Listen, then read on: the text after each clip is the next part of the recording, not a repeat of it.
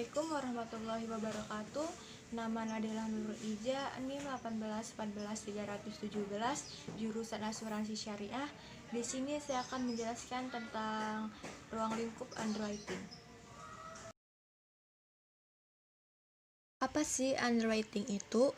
Underwriting adalah suatu proses identifikasi dan seleksi resiko calon tertanggung yang akan membeli suatu produk asuransi.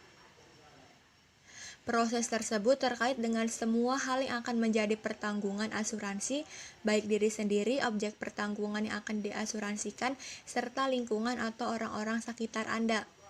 Pihak yang mengerjakan proses underwriting ini disebut juga dengan underwriter. Selama proses underwriting, hal yang pertama dilakukan adalah identifikasi resiko terhadap calon tertanggung oleh underwriter. Seleksi dalam asuransi jiwa itu ada faktor medis sama faktor non-medis. Kalau faktor medisnya itu ada bentuk badan, riwayat kesehatan, riwayat keluarga. Kalau faktor non-medisnya itu ada pekerjaan, moral, keuangan, hobi, atau kesenangan. Klasifikasi risiko calon peserta itu ada dua. Yang pertama, risiko yang dapat diasuransikan, insurable risk, dan risiko yang tidak dapat diasuransikan, uninsurable risk, adalah jenis risiko yang berhubungan dengan keadaan kesehatan penyakit yang berat.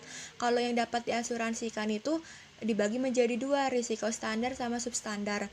Bagaimana dengan proses seleksi risiko?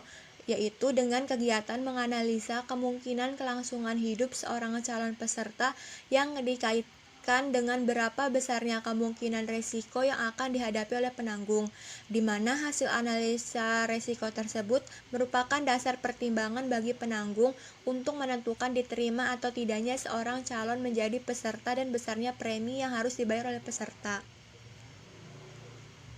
Siapa yang melakukan seleksi resiko? Yang pertama itu ada field underwriter, yaitu oleh financial konsultan agen pada saat melakukan kegiatan profesting. Yang kedua itu home office underwriter, yaitu oleh underwriter di kantor pusat sejak menerima SPA dan data pendukung lengkap. Contoh resiko yang dapat diasuransikan itu ada kanker, tumor, jantung, HIV, sama epilepsi.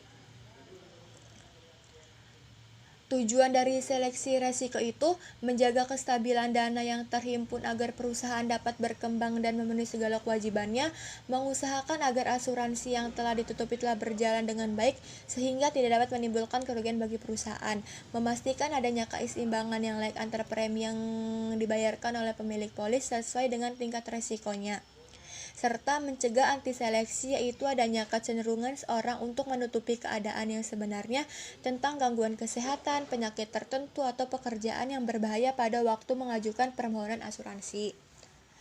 Kesalahan-kesalahan yang sering terjadi itu ada tulis tangan tidak jelas, alamat kurang lengkap, jumlah manfaat tidak diisi, kurang akta lahir anak, salah tulis dan pembetulannya tidak